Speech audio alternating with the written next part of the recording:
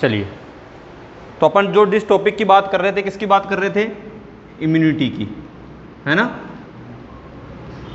Immunity में अपन ने last class के अंदर देखी थी नॉन स्पेसिफिक इम्यूनिटी।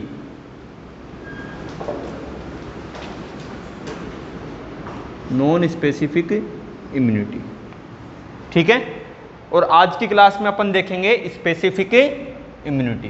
तो अगला टॉपिक लगा के लिख लो, स्पेसिफिक इम्यूनिटी। Specific immunity. अब इसके अंदर सबसे इंपॉर्टेंट चीज तो क्या ध्यान रखनी है कि ये जो नॉन स्पेसिफिक इम्यूनिटी है ना, ये कब काम करेगी, ये स्पेसिफिक इम्यूनिटी कब काम करेगी? जब नॉन स्पेसिफिक इम्यूनिटी वर्क नहीं कर रही हो, ठीक है। यानी नॉन स्पेसिफिक इम्यूनिटी जब कार्य करने में सक्षम नहीं हो तो कौन सी इम्यूनिटी काम करेगी? स्पेसिफिक इम्यूनिटी काम करेगी, ठीक है। तो इसमें लाइन लिख लेना, जब नॉन स्पेसिफिक इम्यूनिटी कार्य करने में सक्षम नहीं होती है तो स्पेसिफिक इम्यूनिटी कार्य करती है।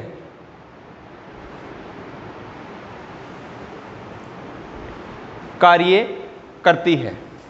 अगली लाइन में लिखना, स्पेसिफिक इम्यूनिटी में अनेक प्रकार की एंटीबॉडी रिएक्शन सम्मिलित होती है।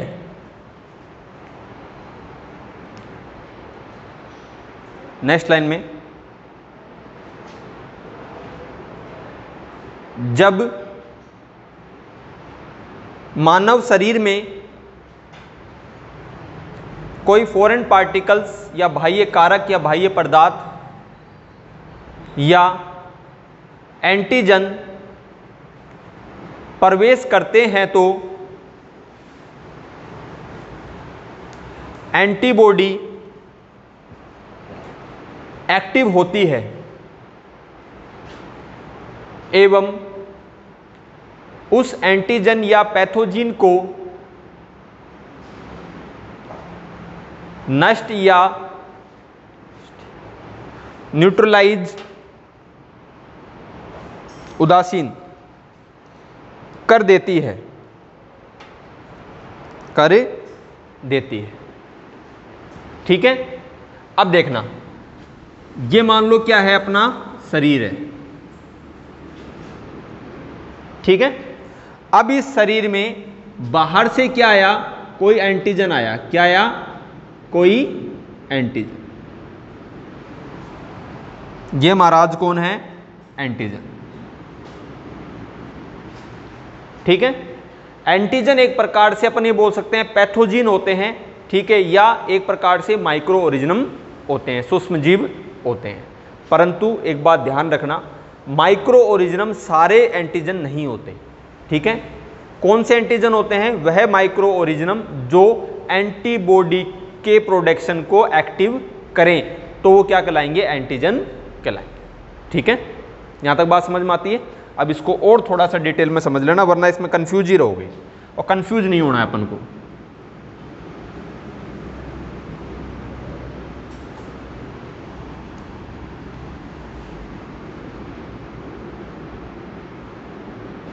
देखो, ये दोनों ही माइक्रो ऑर्गेनिज्म है। क्या है दोनों? माइक्रो ऑर्गेनिज्म, ठीक है। मैंने एक का नाम दिया एंटीजन और दूसरे का माइक्रो ऑर्गेनिज्म है ही।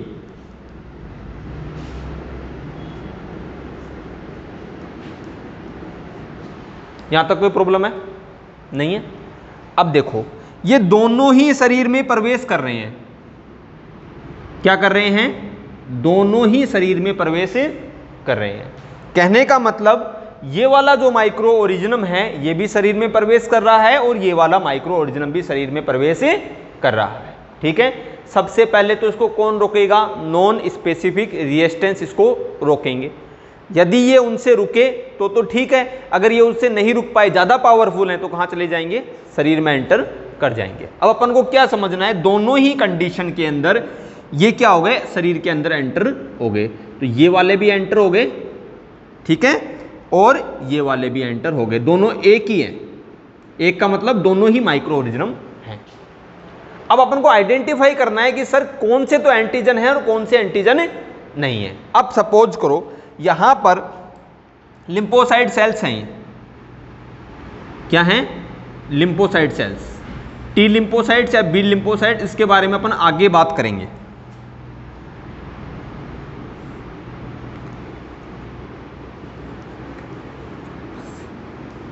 ये है लिम्फोसाइट सेल्स। बेटा जी इतना याद रख लेना, लिम्फोसाइट सेल्स मतलब वह सेल जो एंटीबॉडी को प्रोड्यूस करेंगे, ठीक है, यहां तक बात समझ में आती है। कहने का मतलब ये जो सेल हैं ये क्या प्रोडक्शन करेंगी, एंटीबॉडी। प्रोडक्शन किसका करेंगी, एंटीबॉडी। इसलिए मैं क्या लिख रहा हूं उसको, AB एंटीबॉडी, AG एंटीजन, ठीक है। अब देखना यहां तक आ गई है, ये लिम्फोसाइट सेल्स हैं, ये अपना शरीर है, शरीर में लिम्फोसाइट सेल्स हैं, और ये दोनों माइक्रो ऑर्गेनिज्म आ गए। अब आने के बाद क्या होगा, ये दोनों ही इस लिम्फोसाइट सेल्स के पास आएंगे, यानी ये वाले भी आए और ये वाले भी आए। अब देखो दो रिएक्शन हो रही है यहां पर, इसको अपन नाम देंगे फर्स्ट और इसको नाम देंगे सेकंड। जैसे ही ये जो माइक्रो ऑर्गेनिज्म में पहला वाला ये इस लिम्फोसाइट सेल्स के पास में आया तो इसने किसको प्रोड्यूस करा, एंटीबॉडी को। किसको प्रोड्यूस करा, एंटीबॉडी को। किसको प्रोड्यूस करा, एंटीबॉडी को, ठीक है। परंतु जब ये वाला, कौन से वाले, ये दूसरे माइक्रो ऑर्गेनिज्म इसके पास आए तो यहां पर एंटीबॉडी का प्रोडक्शन नहीं हुआ, यहां पे इसने एंटीबॉडी को प्रोड्यूस नहीं करा। सेल तो एक ही है ना, लिम्फोसाइट सेल्स ही हैं, पर एक कंडीशन में तो किसको प्रोड्यूस कर रही हैं, एंटीबॉडी का प्रोडक्शन कर रही हैं, और दूसरी कंडीशन में एंटीबॉडी का प्रोडक्शन नहीं कर रही। कहने का मतलब इन दोनों में से एंटीजन कौन होगा, ऊपर वाला। कौन सा होगा, ऊपर वाला, क्योंकि उसने एक्टिव करा कि तू क्या कर, एंटीबॉडी का प्रोडक्शन कर। यहां तक बात समझ में आती है। अब देखो अपने पास क्या था, एंटीबॉडी, क्या था, एंटीबॉडी, ठीक है। किसी को भी मारने के लिए उससे हाथ मिलाना पड़ेगा। ये एंटीबॉडी क्या है, मारेगी किसको, एंटीजन को। तो ये किसके साथ जुड़ जाएगी, एंटीजन के साथ जुड़ जाएगी, जुड़ गई। अब ये जब एंटीबॉडी एंटीजन के साथ जुड़ेगी तो ये जो क्रिया होगी ये संयुक्त रूप से क्या कहलाएगी, एंटीबॉडी एंटीजन रिएक्शन, ठीक है।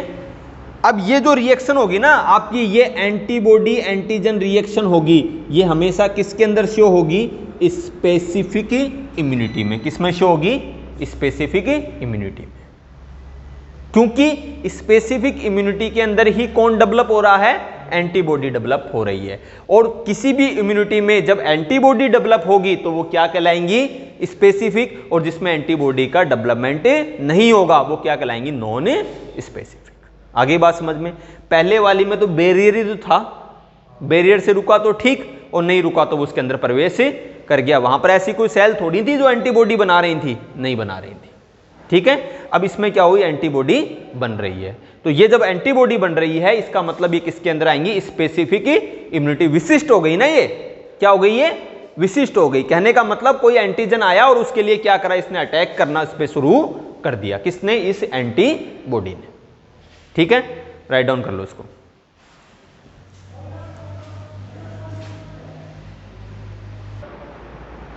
चलिए, तो अभी अपन ने देखा कि इसमें क्या होता है, एंटीजन एंटीबॉडी के बीच के अंदर रिएक्शन होती है। और आपको एक बात अच्छी तरीके से पता है कि जब भी अपन को किसी चीज को रिएक्शन करवानी है तो कोई ना कोई ऐसी चीज तो होनी चाहिए जो आपस में जुड़े, है ना। अगर वो नहीं जुड़ेंगे तो रिएक्शन नहीं होगी। जैसे पानी में अपन ने नमक डाला तो वो आसानी से घुल जाता है, और अगर पानी में अपन ऑयल डाल दे तो वो आसानी से नहीं घुलता। इसका मतलब वो दोनों ऐड नहीं हो पाते। भाई विचार कब मिलेंगे, वो वाली सी बात है ना। वो एक बार वो चीज थी, बोले साहब किसने मारा, मतलब दुश्मन कभी नहीं मार सकता, क्योंकि अपन को पता ही है हमारा दुश्मन है, तो उसके लिए तो अपन प्रिपेयर होते हैं। कौन मारता है? दोस्त।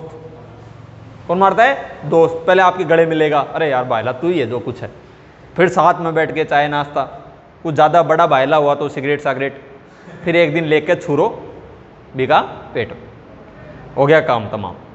इसी प्रकार से जब आपके सामने ये एंटीजन और ये एंटीबॉडी मिलेंगे तो इसके लिए भी क्या चाहिएगा?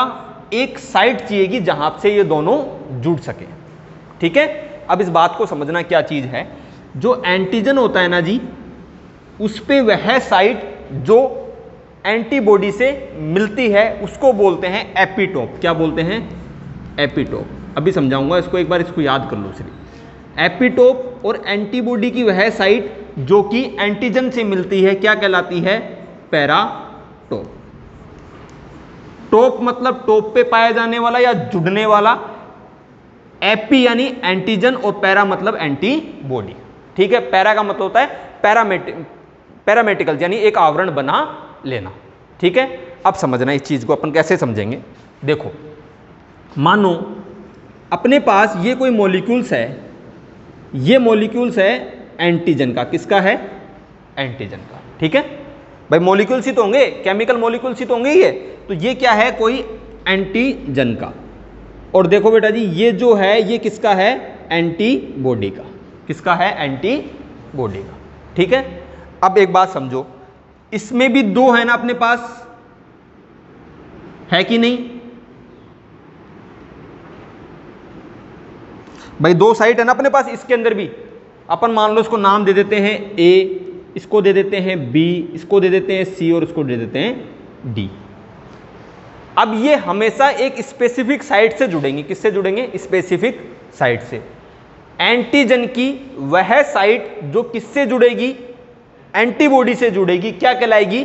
एपिटोप। अब देखो, ये वाली जो साइट है ना, ये वाली साइट, ये किससे जुड़ रही है? इससे। ये मॉलिक्यूल्स कौन सा है? एंटीजन, और ये कौन सा है? एंटीबॉडी। ठीक है, तो ये वाली साइट किससे जुड़ रही है? इस एंटीबॉडी से, यानी इस साइट को अपन क्या कह सकते हैं? एपिटोप। Very good. क्या कह सकते हैं? एपिटोप। ठीक है, अब देखो दूसरी कंडीशन में, ये एंटीबॉडी की साइट किससे जुड़ रही है? एंटीजन से, यानी ये साइट किससे जुड़ रही है? एंटीजन से। तो बेटा जी ये वाली साइट क्या कहलाएगी? पैराटोप। क्या कहलाएगी? पैराटोप। Very good. कहने का मतलब, जब तक आपके पास कोई एपिटोप नहीं होगा और कोई पैराटोप नहीं होगा, जब तक एंटीजन एंटीबॉडी रिएक्शन नहीं होगी। बात समझ में आती है? ठीक है, अब देखो, ये जो एंटीबॉडी होती है ना, ये बहुत समझदार होती है। क्या होती है? बहुत समझदार। और इसकी जो शेप होती है वो क्या होती है? वाई शेप्ड होती है। कैसी होती है? वाई शेप्ड, इस प्रकार से। ठीक है, इस साइट पे अब देखो कितने निशान है, कितनी जगह से जुड़ सकती है बताओ मेरे को? ये 3 जगह से। Very good. 1, 2 और 3, 3 जगह से जुड़ सकती है ना। ठीक है, कितनी जगह से जुड़ सकती है? 3 जगह से। यानी इसमें कितने अनुमानित पैराटोप हो सकते हैं? 3। कितने हो सकते हैं? 3। ये बेसिक स्ट्रक्चर की बात कर रहा हूं सिर्फ। ठीक है, कितने अनुमानित पैराटोप हो सकते हैं? 3 अनुमानित पैराटोप हो सकते हैं। इनकी स्थिति के आधार पर, यानी इस वाई शेप की स्थिति के आधार पर एंटीबॉडी कितने टाइप की होती है? 5 टाइप की होती है। कितने टाइप की? 5 टाइप की। अब बात को समझना कैसे। एक टाइप तो ये हो गया, ठीक है,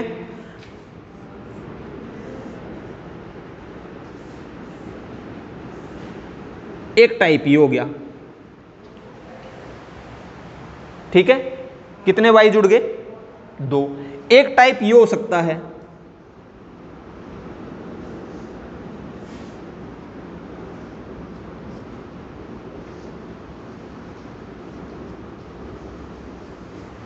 ठीक है। कहने का मतलब इनकी स्थिति को अगर अपन चेंज कर दें या इसके नंबर्स को अपन चेंज कर दें तो अपन को यहां पर एंटीबॉडी की टाइप्स पता लग जाएंगे। यहां तक बात समझ में आती है? यानी एंटीबॉडी में एक फिक्स नंबर के अंदर पैराटोप उपस्थित होंगे, चाहे वो 3 हो। अब यहां पे कितने होंगे? यहां पर 4 कैसे 6, इस वाले से भी जुड़ सकती है ना, ये इसका तो स्थान है ही, 6 इस वाले में ज्यादा। ठीक है, कहने का मतलब इनकी स्थिति के अकॉर्डिंग इसके अंदर पैराटोप काफी सारे नंबर्स के अंदर हो सकते हैं। यहां तक बात समझ में आ गई? पर वो फिक्स नंबर पे होंगे हमेशा। क्या होंगे? फिक्स नंबर पे। आगे बात समझ में? कोई दिक्कत है? नहीं है। इसकी संरचना हमेशा बेसिक स्ट्रक्चर कैसी होगी? वाई शेप्ड, जो भी आगे एंटीबॉडी वाले चैप्टर में डिटेल में बताऊंगा कैसी होगी, वाई शेप्ड। पर ऐसा इस एंटीजन में नहीं होगा। क्या होगा? इस एंटीजन में ऐसा नहीं होगा। इसके अंदर इसकी कोई भी स्ट्रक्चर हो सकती है, किसी भी प्रकार से ये हो सकता है। ठीक है, और एक एंटीजन में काफी अधिक संख्या के अंदर एपिटोप भी प्रेजेंट हो सकते हैं। इसका कोई भी नंबर फिक्स नहीं है। आगे यहां तक बात समझ में? कोई दिक्कत है? चलिए, इसको तो उतारने की कोई आवश्यकता नहीं है, आगे एंटीजन एंटीबॉडी वाले के अंदर डिटेल में बता देंगे। अब अपन नेक्स्ट टॉपिक पे बात करते हैं, टाइप ऑफ स्पेसिफिक इम्यूनिटी। इसकी बात करते हैं, type of specific immunity. Generally इसको टाइप ऑफ इम्यूनिटी भी कहा जाता है, तो कंफ्यूज मत होना, कुछ किताब के अंदर टाइप ऑफ इम्यूनिटी भी इसको कह रहा है। Type of immunity write down कर लो इसको, टाइप ऑफ इम्यूनिटी। इस इम्यूनिटी को अपन सामान्य रूप से 2 भागों में डिवाइड कर सकते हैं, हालांकि इसको इससे अधिक भागों में डिवाइड कर रखा है, पर अपने सिलेबस के अकॉर्डिंग अपन इसको 2 प्रकार से डिवाइड कर देंगे। पहला होगा नेचुरल इम्यूनिटी और दूसरा होगा आर्टिफिशियल इम्यूनिटी। इस आर्टिफिशियल को अपन अगेन 2 भागों में डिवाइड कर देंगे और बोल देंगे एक्टिव इम्यूनिटी और दूसरी को बोल देंगे पैसिव इम्यूनिटी। ठीक है, इसका दूसरा नाम जो होता है नेचुरल इम्यूनिटी का, इसको अपन बोलते हैं इनबॉर्न इम्यूनिटी। क्या बोलते हैं? Inborn immunity. और आर्टिफिशियल को अपन बोलते हैं एक्वायर्ड इम्यूनिटी। क्या बोलते हैं? Acquired immunity. एक्वायर्ड का मतलब होता है अर्जित की जाने वाली। क्या होने वाली? अर्जित की जाने वाली, यानी बाहर से इसको मिलेगी। इनबॉर्न का मतलब जब बच्चा पैदा होता है तो अपने माता पिता से जो इम्यूनिटी लेके आता है उसको क्या बोलते हैं अपन? नेचुरल इम्यूनिटी या इनबॉर्न इम्यूनिटी बोलते हैं। ठीक है, तो सबसे पहले लिख लेना नेचुरल इम्यूनिटी। Natural immunity.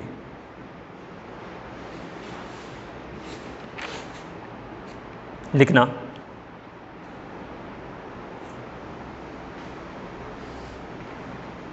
इस प्रकार की इम्यूनिटी माता पिता से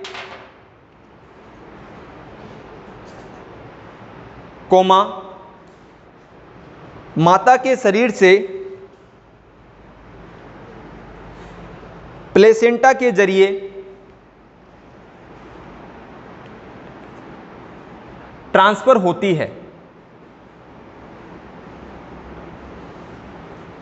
यह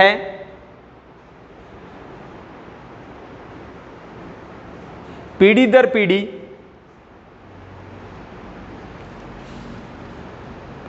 उपस्थित हो सकती है, परंतु यह इम्यूनिटी कुछ महीनों तक ही कार्य करती है, अर्थात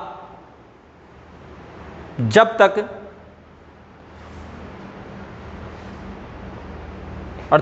तक बच्चे के शरीर के द्वारा खुद के इम्यून सिस्टम को डेवलप नहीं किया जाए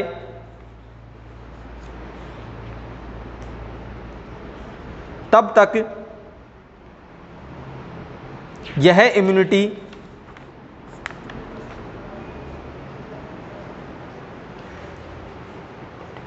कारगर होती है। यह इम्यूनिटी कारगर होती है। कहने का मतलब कब तक रहेगी? जब तक बच्चा है, पैदा हो गया, यानी प्लेसेंटा के जरिए क्या हो गई, ये एंटीबॉडीज जो हैं वो ट्रांसफर हो गई। ये कब तक कारगर रहेंगी? जब तक उसका खुद का इम्यून सिस्टम डेवलप नहीं हो जाता। यानी प्राइमरी स्टेज में बच्चे को बचाने के लिए जो इम्यूनिटी काम करेगी वो कौन सी करेगी? नेचुरल इम्यूनिटी या इनबॉर्न इम्यूनिटी। इसके बाद उसमें क्या डेवलप होगा? उसका इम्यून सिस्टम डेवलप होगा और धीरे धीरे वो खुद ही रोगों से लड़ने लग जाएगा। अब आप इस बात को इस प्रकार से समझिए, एक माता पिता है, उसके 2 बच्चे हुए। कितने हुए? 2 बच्चे। अब एक बच्चा जो था वो बचपन में बिछड़ गया, छोटा सा था, वो बिछड़ गया। अब वो चला गया जो अपने ये जो बंजारे टाइप के जो लोग होते हैं, जंगल वगैरह के अंदर रहते हैं, इनके पास। एक तो चला गया उसके पास, और एक चला गया बहुत रईस खानदान में, अच्छे खानदान में, जहाँ पे सब कुछ चीजें व्यवस्थित रूप से उसको मिल रही हैं। अब एक चीज देखना, दोनों एक ही है ना, यानी कुछ समय तक तो दोनों का इम्यून सिस्टम एक ही रहा, परंतु उनके नेचर के अकॉर्डिंग, उनके इन्वायरमेंट के अकॉर्डिंग दोनों के ही इम्यून सिस्टम में क्या होने लग गए? चेंजेस होने लग गए। जैसे कि जंगल में रहने वाला है तो उसको सिंपल सी बात है, माइक्रो ऑर्गेनिज्म पैथोजन से ज्यादा लड़ना पड़ेगा, इसलिए उसका एंटीबॉडी जो सिस्टम होगा, इम्यून सिस्टम होगा, वो ज्यादा एक्टिव होगा। किसके बनफस? जो कि महलों के अंदर रह रहा है। भाई वहां पे कोई माइक्रो ऑर्गेनिज्म कैसे पहुंचेगा? दिन भर साफ सफाई हो रही है, सब चीजें हो रही हैं, तो वो क्या होगा? कम बीमार पड़ेगा। ज्यादा बीमार कौन सा पड़ेगा? जो जंगल में रह रहा है। परंतु जंगल में रहने वाले का जो इम्यून सिस्टम होगा वो एक्टिव क्या होगा? ज्यादा होगा। उसमें रोगों से लड़ने की क्षमता क्या होगी? ज्यादा होगी। किसके बनफस? जो कि महल में रह रहा है, उस बच्चे के बनफस। दोनों हालांकि पैदा एक ही माता पिता से हुए हैं। ठीक है, नंबर 2 लगा के लिखना, आर्टिफिशियल इम्यूनिटी या एक्वायर्ड इम्यूनिटी लिखना। इसमें यह इम्यूनिटी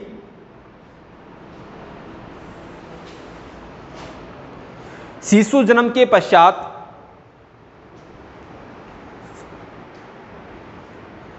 बाह्य माध्यम से आर्टिफिशियल रूप में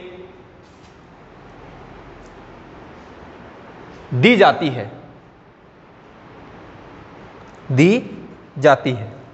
इसको 2 भागों में बांटा जाता है। पहला एक्टिव इम्यूनिटी, दूसरा पैसिव इम्यूनिटी।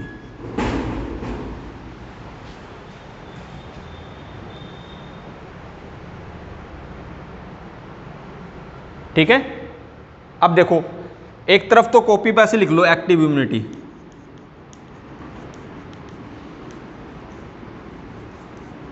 और ऐसे लाइन बना के सेकंड पार्ट पे इसका पैसिव इम्यूनिटी।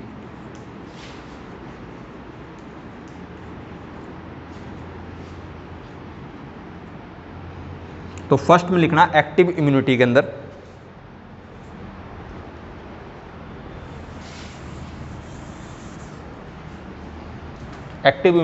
लिखना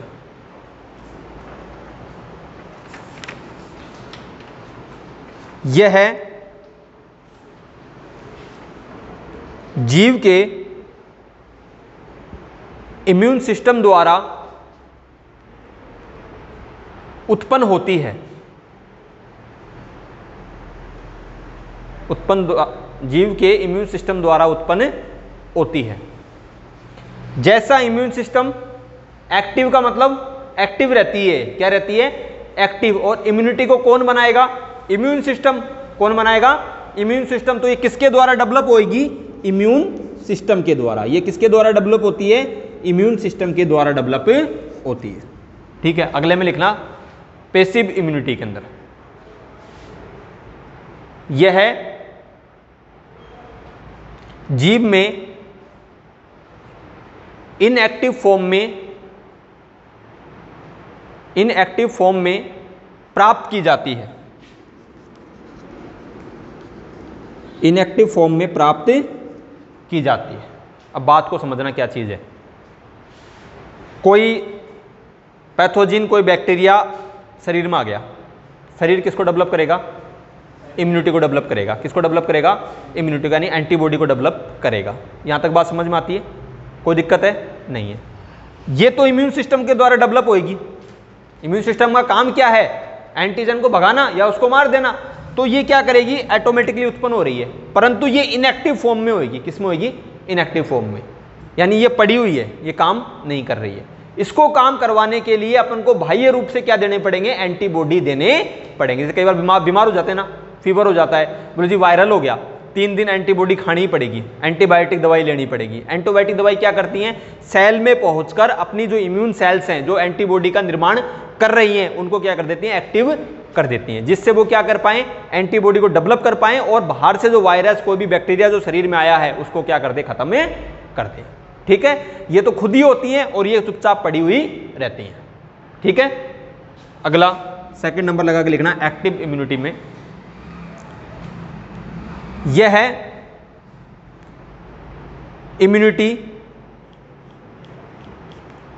एंटीजन के संपर्क में आने के पश्चात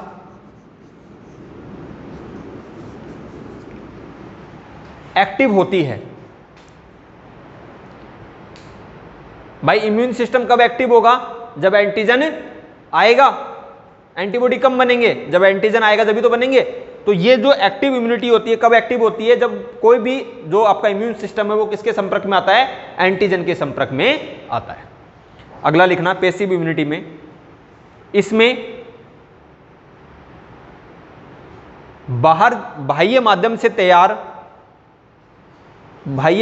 तैयार एंटीबॉडी को शरीर में प्रवेश करवाया जाता है। शरीर में प्रवेश करवाया जाता है। ठीक है, अब एक बात बताओ, अपन एंटीबॉडी ले ली ना, ये कोई एंटीबॉडी थी, अपन ने शरीर में इंजेक्ट कर दी, और ये जो है ये खुद बना रहा है। क्या कर रहा है? खुद बना रहा है। टाइम ड्यूरेशन किसका लंबा होगा? ज्यादा लंबे समय तक एंटीबॉडी कौन सी रहेंगी? एक्टिव या पैसिव?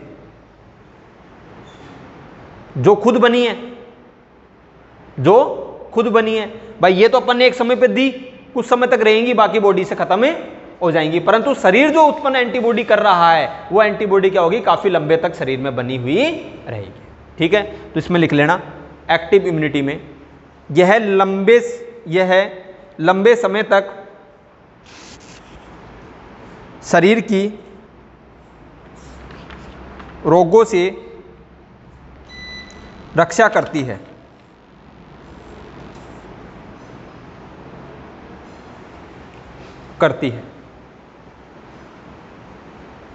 ठीक है, इसका एग्जाम्पल लिख लेना एक्टिव का, और ये इसमें लिख लेना क्या करती है? लंबे समय तक नहीं, अल्प समय तक या छोटे समय तक शरीर की रक्षा करती है।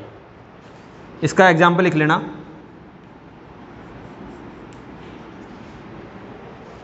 वैक्सीनेशन,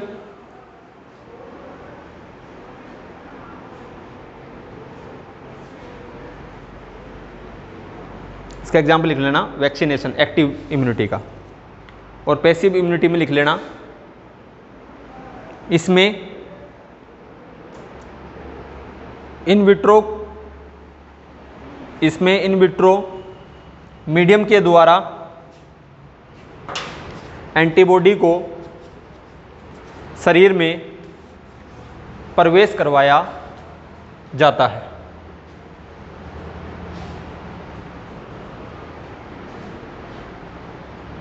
ठीक है, आपकी नॉन स्पेसिफिक इम्यूनिटी कंप्लीट हो गई, स्पेसिफिक इम्यूनिटी कंप्लीट हो गई, स्पेसिफिक इम्यूनिटी के टाइप कंप्लीट हो गए। कहने का मतलब सबसे पहला जो लेसन था वो था इम्यूनोलॉजी, प्रतिरक्षा विज्ञान क्या चीज होती है। फिर अपन ने पढ़ा इम्यूनिटी क्या चीज होती है, प्रतिरक्षा क्या चीज होती है। दोनों चैप्टर खत्म, फर्स्ट और second, as per your syllabus.